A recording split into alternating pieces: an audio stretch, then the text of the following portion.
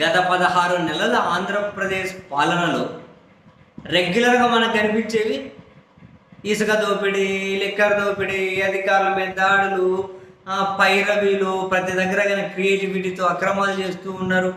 చివరికి ఈ అక్రమాలను, ఈ దౌర్జన్యాలను దాచలేక తెలుగుదేశం పార్టీ సొంత పత్రికలు, టీవీ ఛానళ్ళు కూడా వాటిని రాయాల్సి, ప్రసారం చేయాల్సి వచ్చే పరిస్థితి. అయితే వీళ్ళు ఈ ప్రభుత్వంలో జరుగుతున్న అవినీతిని, ఈ ప్రభుత్వంలో జరుగుతున్న అక్రమాలను, ప్రజల్లో కూడా అసంతృప్తి ఉంది కాబట్టి అసంతృప్తిని గుర్తెరిగి వీళ్ళ అక్రమాల అవినీతి గురించి రాసుకుంటూ అంతా అధికారులు చేస్తూ ఉన్నారు, అంతా ఎమ్మెల్యేలు చేస్తున్నారు, అంతా ఎంపీలు చేస్తున్నారు, అంతా మినిస్టర్లు చేస్తున్నారు. పాపం చంద్రబాబు నాయుడు గారు మాత్రం అమాయకులు.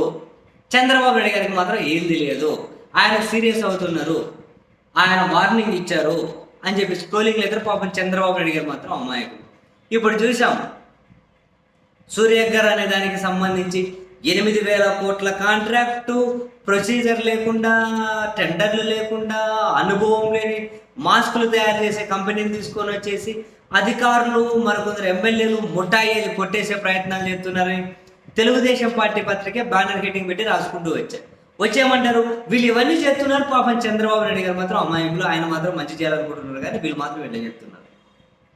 ఆంధ్రప్రదేశ్ ప్రభుత్వంలో కీలకంగా ఉన్న వాళ్ళు, ముఖ్యమంత్రి కార్యాలయంలో ఉన్న వాళ్ళే వాళ్ళ భార్యలు కూడా రంగంలోకి దిగి హోటళ్లలో ఉండి పెద్ద పెద్ద సెటిల్మెంట్లు చేస్తున్నారు. ప్రభుత్వానికి చెడ్డ పేరు వస్తుంది. అంతా అధికారులే చేస్తున్నారు. కొందరు మినిస్టర్లు, ఎమ్మెల్యేలు వాళ్ళతో ముఠా కట్టారు. కానీ చంద్రబాబు నాయుడు గారు మాత్రం అమాయకులే. అదిగో తెలుగుదేశం పార్టీ ఎమ్మెల్యేలు ఎక్కడికెక్కడ అక్రమాలు చేస్తున్నారు, చంద్రబాబు నాయుడు గారు మాత్రం అమాయకులు. అదిగో తెలుగుదేశం పార్టీ ఎమ్మెల్యేలు బూడిద కోసం రోడ్డెక్కి కొట్లాడుకుంటూ ఉన్నారు, చంద్రబాబు నాయుడు గారు అమాయకులు. అదిగో తెలుగుదేశం పార్టీ ఎమ్మెల్యేలు చికెన్ కేజీ కింద పెంచిన ధరనగానే ఆ చికెన్ మీదగానే దోపిడీ చేస్తూ ఉన్నారు. ఇది ఒక చికెన్ స్కామ్ చేస్తున్నారు. కానీ చంద్రబాబు నాయుడు గారు అమాయకులు. లిక్కర్లో సిండికేట్ దోచేస్తున్నారు, చంద్రబాబు గారు అమాయకులు. అదిగో హంతకులకు పెరోల్ ఇస్తూ ఉన్నారు, కానీ చంద్రబాబు గారు అమాయకులు. అదిగో టీచర్ పోస్టులు అమ్ముకున్నారు, కానీ చంద్రబాబు గారు అమాయకులు. అదిగో ఈడ ట్రాన్స్ఫర్లలో చేతివాటం చూపెడుతున్నారు, ఫుల్ పోస్ట్ కింద అని చెప్పి వసూలు చేసుకుంటున్నారు, చంద్రబాబు గారు అమాయకులు. జరిగేటివన్నీ జరిగిపోతున్నాయి, అవినీతి, అక్రమం, దౌర్జన్యం, దోపిడీలు, కానీ చంద్రబాబు గారు అమాయకులు. ఇవన్నీ కంట్రోల్ చేయాలి, లేకుంటే ఆయన భాగస్వామ్యం ఉందా లేదా అది పక్కన పెట్టండి.